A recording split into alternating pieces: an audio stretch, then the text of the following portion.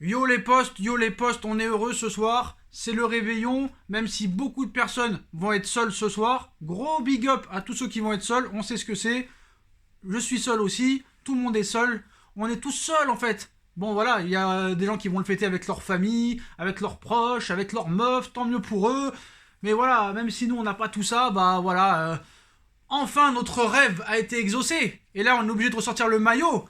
Et ce soir, bah, ce sera champagne. Champomy, frère, on n'a pas les moyens. Champomy, frérot, ce soir, pas champagne, on boit pas d'alcool, c'est hlam, frère. C'est hlam, et voilà, ce soir, on va se faire un petit kiff, champomy, tout seul, avec le drapeau de l'Argentina. Argentina, parce que Mauricio Pochettino est argentin, les postos, Argentina, ouais. Et voilà, frérot, ça fait du bien. Fini les saucisses de Francfort. Maintenant, on va manger un petit peu des spécialités argentines. Alors, bon, vous le savez, on est heureux, c'est champagne. Tourelle est parti, on n'en parle plus, frérot. Le livre, je sais même pas où il est. D'ailleurs, le livre, hein, je vais l'offrir, je sais pas comment je vais faire. Je vais faire un jeu concours, je vais l'offrir à celui qui le veut, je m'en débarrasse, voilà. Ça y est, c'est terminé. Je veux plus entendre ce nom, Tuchel, Tuchel, Tourelle, je sais pas comment il s'appelle, je m'en bats les couilles, frère. Voilà, maintenant c'est Mauricio Pochettino, ancien joueur du club entre 2001 et 2003. Il a notamment joué avec Gabriel Heinze, Ronaldinho, JJ Okocha, Nicolas Anelka, Letizy, Alonso, José Aloisio, Alex, beaucoup d'autres joueurs que je me rappelle plus, Michael Arteta aussi, voilà. Ça va faire plaisir aussi aux Argentins, frère. Alejandro Paredes, Angel Di Maria, Mauro Icardi. Est-ce que c'est peut-être pour ça aussi qu'ils l'ont pris? Est-ce que c'est aussi parce qu'on sait que le Paris Saint-Germain est à fond sur Dele Alli, qu'il a eu à Tottenham? Ça pourrait faciliter les choses pour convaincre Dele Alli de venir au Paris Saint-Germain. Et comme on sait, il y a le dossier Messi l'année prochaine, cet été. Entre Argentins, on se comprend. Mauricio Pochettino, alors je vais vous dire, je suis pas fan, mais j'ai regardé un petit peu cet après-midi le parcours de Tottenham en Ligue des Champions. Alors j'ai regardé les résumés, impossible de retrouver les matchs en entier. J'ai regardé Tottenham-Juve, Tottenham-Manchester City, Tottenham-Ajax d'Amsterdam. Donc ça joue l'offensif à tout va. Ça joue l'attaque à tout va. Malheureusement, la défense, c'est pas trop ça, frère. J'ai l'impression que c'est un Bielsa bis, un Guardiola bis. Bon, faut dire la vérité, il a pas géré des grosses stars. Voilà, faut dire la vérité, là, il va y avoir des gros égos, il va y avoir des Mbappé, des Neymar qu'il va falloir castrer. Mais les castrer. Ce qui nous manque maintenant depuis longtemps, depuis très très longtemps, c'est un entraîneur avec des couilles. Est-ce que ce coach-là va avoir des couilles? Alors le problème, c'est que Emery n'en a jamais eu, mais Tourelle, les 6 premiers mois, en a eu. Donc c'est pour ça, les postos, normalement à 99%, ça va être Pochettino qui va signer. Quoi qu'il en soit, c'est mieux que Tourelle, même si c'est pas pour moi le choix idéal, c'est mieux que Tourelle, mais il va falloir être patient et attendre une année, frère. Une année. Voir le bilan. Parce que moi, je le connais, hein. Je la connais, ce qui va se passer. Admettons, Paris gagne la Ligue des Champions et gagne le titre. Qu'est-ce qu'ils vont dire, là, tous les pro-Tourelle et tous les pseudo-spécialistes, tous les anti-parisiens? Oui, c'est bien, Paris a gagné la Ligue des Champions et le championnat, mais faut pas oublier le travail de Tourelle ces dernières années, hein. Non, mais faut arrêter, frère. Faut arrêter, frère. C'est pour ça qu'il faudra voir un petit peu comment ça se passe. Et on va voir vraiment, là, avec le staff de Mauricio Pochettino, s'il y aura autant de blessés qu'avec Tourelle. Donc si vraiment ça continue les blessés, c'est vraiment les joueurs qui auront un problème, là je pense, parce que là il y a vraiment un problème. C'est vrai que sous Emery, sous Blanc et sous Ancelotti, il y avait souvent des blessés, mais pas autant qu'il y a eu avec Tourelle. Voilà, et franchement, je vous dis la vérité, j'ai re-regardé quelques matchs avec Tourelle, là, des résumés, mais frère, c'est catastrophique, lamentable au niveau du jeu, il n'y a rien eu, frère. Il y a peut-être eu 3 bons matchs sur les 2 dernières années depuis Manchester United. Faut dire la vérité. Certes, il avait bien commencé, il avait commencé avec 14 victoires en Ligue 1, c'était exceptionnel. Il est sorti premier de Liverpool et Naples, c'est exceptionnel. Et après, le gars, il a pris la grosse tête. Et c'est ça le problème. C'est ça le problème au Paris Saint-Germain. Il ne faut pas que ces coachs prennent la grosse tête. Donc, les 6 premiers mois, on jugera à la fin de saison. Mais je pense qu'il faudra juger au bout de mois de juin 2022. Et pas avant. Tu vois ce que je veux dire? Là, il faut lui laisser 1 an et demi pour voir ce qu'il va faire. Vraiment. J'espère qu'il va porter ses couilles. J'espère que c'est un gars... Parce qu'on se rappelle, Tourelle l'a fait les 6 premiers mois. Par exemple, quand Rabiot et Kylian Mbappé sont arrivés en retard à la causerie d'avant-match ou je ne sais pas, il a mis Rabiot et Mbappé sur le banc. Mais voilà, si Mbappé rentre pas lors du match contre Marseille en 2018, jamais tu gagnes. C'est Mbappé qui te délivre le match. Il faut pas qu'il ait peur de sortir Neymar s'il branle rien. Il faut pas qu'il ait peur de sortir Mbappé s'il branle rien. Il faut que ce soit un gestionnaire, frère. Quand tu gagnes 4-0 à 15 minutes de la fin contre Angers, ce n'est pas la peine de laisser Neymar, Verratti et Mbappé sur le terrain. Pense au futur. Tu sais très bien qu'en Ligue 1, ils veulent casser des jambes. Tout Neymar, tout Mbappé qui s'appelle, on s'en bat les couilles. C'est le coach qui décide. Quand tu vois que Tuchel a clashé Mbappé à juste titre, mes frères, tu dis que Mbappé n'a pas voulu sortir contre Lorient et c'est ça qui a aggravé sa blessure. Mes frères, c'est toi qui dois décider. Tu dis à l'arbitre, je sors le 9 et c'est le 12 qui rentre. T'as même pas à le calculer, Mbappé. Il sort et c'est terminé. Et l'arbitre, il le sanctionne s'il sort pas. Mais non, lui, il dit, Mbappé, tu veux sortir? Kylian, tu veux sortir? Mbappé lui dit non. Comme Enrique avait fait avec Messi. Messi, tu sors? Messi lui a dit non. Voilà. Autorité. C'est ça qu'il va falloir. Parce qu'au niveau du jeu, ça devrait le faire les 6 premiers mois. Franchement, mais moi, vraiment, je vais pas parler trop vite. Voilà. Je vais pas parler trop vite. Moi, ça aurait pas été mon choix numéro 1. Mais voilà. C'est un ancien du club. Les vrais supporters du Paris Saint-Germain le connaissent. Les supporters du Paris Saint-Germain vont l'apprécier. Là, c'est un choix d'âme. C'est un choix d'âme parce qu'il a joué 2 ans au Paris Saint-Germain avec une grosse équipe en plus, même s'il n'y a pas eu les résultats escomptés à l'époque. Quand tu joues avec du Ronaldinho, du Anelka, du DJ Okocha, du Gabriel Heinze, du Cristobal, du Arteta et autres, c'est quand même du lourd, frère. Donc voilà. Et ce qui est bien là, c'est qu'on retrouve notre âme parisienne, frère. Leonardo, ancien joueur du Paris Saint-Germain, ancien directeur sportif du Paris Saint-Germain et maintenant encore une fois directeur sportif du Paris Saint-Germain. Donc un gars qui a joué au club. L'entraîneur, encore un gars qui a joué au club. Là, on est en train de retrouver l'âme du Paris Saint-Germain. Et là, ça commence à être beau. Là, on va peut-être nous voir autrement qu'avec l'oseille. Et oui, parce que là maintenant, c'est des anciens du club qui dirigent le club, entre guillemets. Donc apparemment, c'est Leonardo qui a viré Tuchel après le match. Il lui a dit après le match. Et c'est Doha qui a choisi Pochettino. Apparemment, Leonardo préférait Allegri, mais Allegri ne voulait rien savoir apparemment. Allegri veut prendre un club en début de saison. Après, est-ce qu'il y a vraiment eu contact avec Allegri? Moi, je vais vous dire la vérité, j'étais sûr que c'était Allegri qui allait venir. Si jamais Tuchel était viré, enfin était à la fin de contrat, pas reconduit, j'étais sûr que c'était ça. Donc Mauricio Pochettino est en route pour le Paris Saint-Germain. Alors moi, ce qui me fait rire sur Twitter, il a même pas encore signé que c'est déjà une pipe et qu'il faut le vendre. Ils regrettent tous Tuchel presque. Sur Twitter, c'est exceptionnel. C'est vraiment la poubelle, frère. J'ai écouté un petit peu l'équipe 21. Il y en a qui sont contents. Par exemple, Aubragnac, lui, il est comme un fou. Il y a beaucoup de mecs quand même qui sont assez justes, mais il y en a d'autres, c'est horrible. Donc voilà. Donc moi, Mauricio Pochettino, je vais le soutenir. Voilà, je vais le soutenir. C'est un ancien du club, c'est un mec qui aime le Paris Saint-Germain. Et moi, le plaisir que j'ai surtout, ce sera en conférence de presse, de ne plus entendre c'est le spirit, c'est le fit, voilà, c'est pas normal, c'était nécessaire. Voilà, ça c'est simple, ça, j'en pouvais plus. Et franchement, j'espère que Mauricio va poser ses couilles, va parler de jeu. Parce que franchement, Tuchel, il me faisait penser à Domenech. On parlait jamais football, frère. On parlait que de blessures et de polémiques. Mais on parlait jamais de football, frère. Jamais de football. J'espère que maintenant, on va parler football. J'espère que Pochettino sera quand il a eu tort. Quand il a fait un mauvais 11, j'espère qu'il l'admettra, comme l'a pu faire Bielsa, comme pouvaient le faire d'autres joueurs, comme le fait Zidane au Real Madrid. Zidane met toujours ses responsabilités sur la table quand il a fait des choses mauvaises. Et j'espère que c'est ça qui va se passer. Voilà.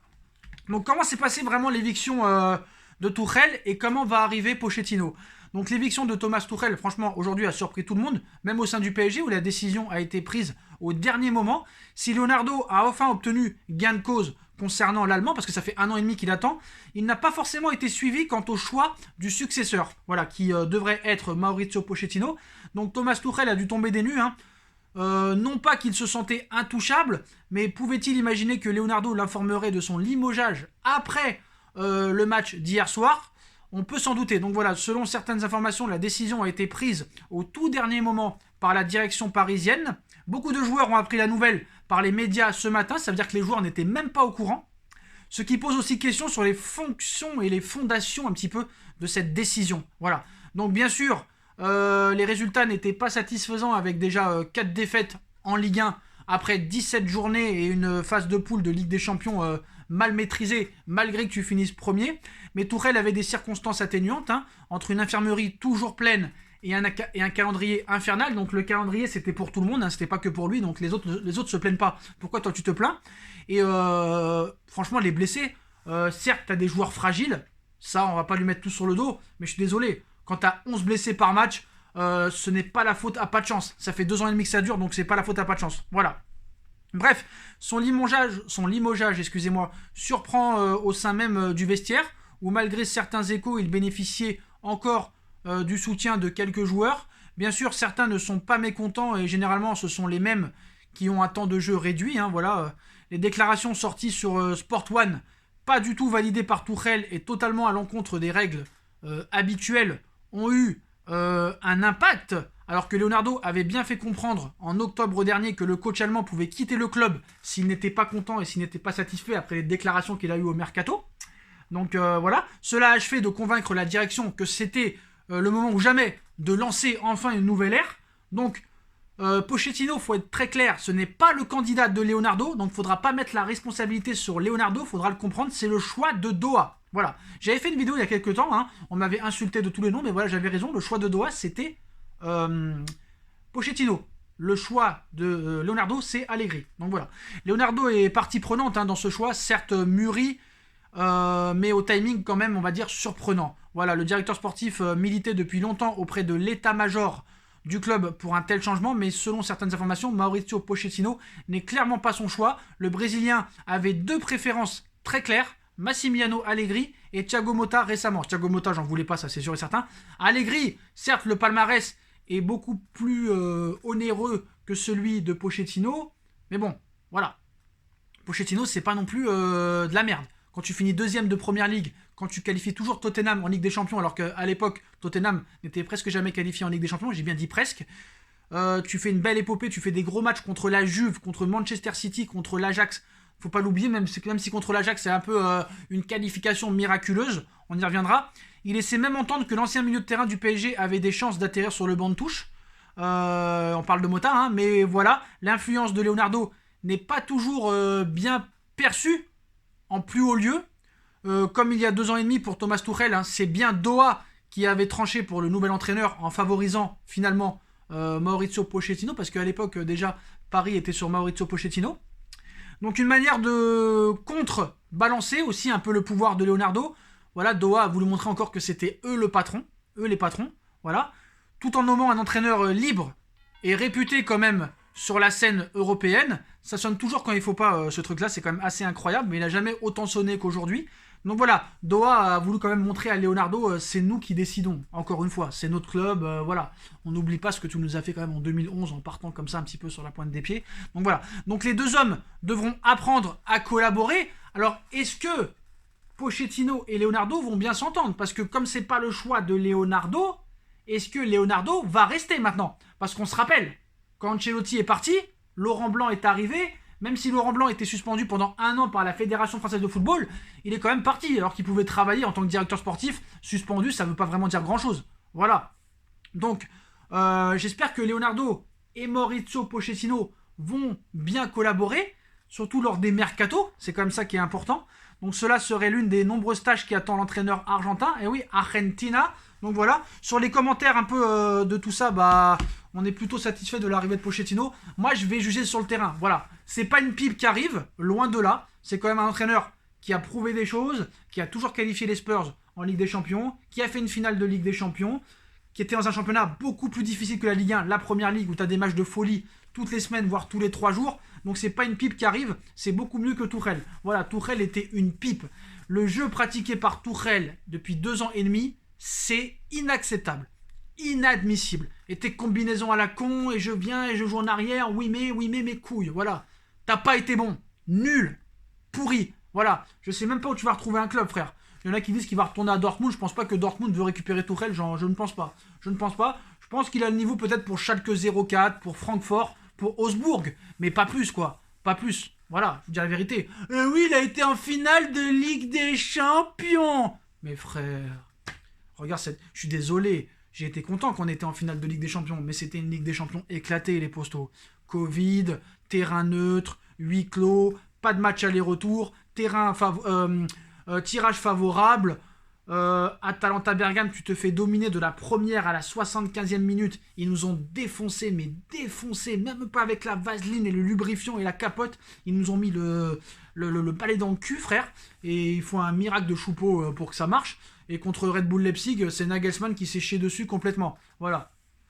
Donc voilà, et contre le Bayern, bon, certes, on on n'a pas été bon, on n'a pas été présent, mais si vraiment on aurait été efficace devant le but, on aurait pu s'en sortir. Et on est la seule équipe à avoir tenu la dragée haute au Bayern de Munich. Pour revenir sur Mauricio Pochettino, hein, donc Argentina, c'est un jeu très très offensif, mais la défense, c'est pas vraiment son kiff. Hein. Même à l'Espagnol Barcelone, j'ai vu un petit peu avec combien de buts il a pris dans les saisons, c'est beaucoup quand même. Donc je pense que ça va être un jeu en 4-3-3 très offensif, ou un 3-4-3 aussi. Alors le problème, c'est qu'il faut savoir, c'est que pour jouer en 3-4-3, il faut avoir les joueurs pour ça. Alors Becker, parce que Leonardo il est gentil, mais franchement, par exemple, Tuchel, il me faisait rire, Tuchel. Si tu l'écoutais, Tuchel, on veut virer Gay, on veut virer Paredes. On veut virer Gay, on veut virer Paredes. Et on garde Dagba, et on garde Kerrer, et on garde Bakker. Tu nous prends vraiment pour des cons. Franchement, champomis ce soir, frère. Donc voilà. On va voir ce qui va se passer. Voilà, moi j'attends de voir l'officialisation. On en reparlera un petit peu. Ce soir, franchement, comme je suis seul devant mon champomis, et pour tous ceux qui sont seuls, hein, je vous conseille de voir un petit peu les matchs de Pochettino contre les gros clubs déjà. Les matchs qu'ont pu faire Tottenham contre Manchester United, City, Arsenal, Chelsea, Liverpool. Ça va être intéressant de voir ça. L'épopée en Ligue des Champions aussi, parce qu'il n'a pas battu de la merde. Voilà, parce que lui, il a fait une finale de Ligue des Champions en battant du lourd. Pas en battant Leipzig et Atalanta. Il a battu la Juve, il a battu City, il a battu l'Ajax qui était en pleine bourre. C'est quand même du lourd. Voilà. Mais on va en reparler. Tout n'est pas rose chez Pochettino. Voilà, je suis pas en train de le sucer. J'avais sucé Emery, ça s'est retourné contre moi. Tuchel, j'étais pas content quand il est arrivé, même s'il faut admettre que les 6 premiers mois étaient pas mal. Mais on verra ce qui se passera. En tout cas, les postos Argentina, voilà, ce soir. Et puis, bon vent Tuchel, je ne prononcerai, j'espère, plus ce nom. Tuchel, je sais pas comment il s'appelle, Larmouk, laisse tomber. Voilà, frère. Donc les postos comme d'habitude, hein, on like, on partage, on commente, on s'abonne. Il y a la cagnotte Paypal qui est disponible, on va enchaîner les vidéos. C'est le plus beau jour de ma vie. Je suis désolé de le dire, c'est le plus beau jour de ma vie. 24 décembre 2020. On s'est supporté ce coach pendant 2 ans et demi. J'ai l'impression que ça a duré 20 ans, frère. J'en peux plus. Maintenant, on va ressortir le maillot parce que, voilà, j'en pouvais plus de regarder les matchs. Je kiffais pas. Tu vois, au moins, Emery, c'était une merde. Mais au moins, en Ligue 1, on se régalait. Au moins en Ligue 1, tu vois. Surtout la deuxième année. Avec Neymar et Mbappé, des 6-2 contre Bordeaux, des 6-2 contre Toulouse, des 6-1 contre Rennes. Ça jouait en une touche de balle. Neymar, Mbappé, Cavani, Verratti, Alves. Et ça jouait bien. Voilà, on kiffait. Même si on se faisait sodomiser en Ligue des Champions, on kiffait. Là, on kiffe plus. Même hier, 4-0, on s'est fait chier, frère. 4-0, on s'est fait chier. Mal au bide. Voilà les postos. Donc, bon réveillon à tous. Tchuss.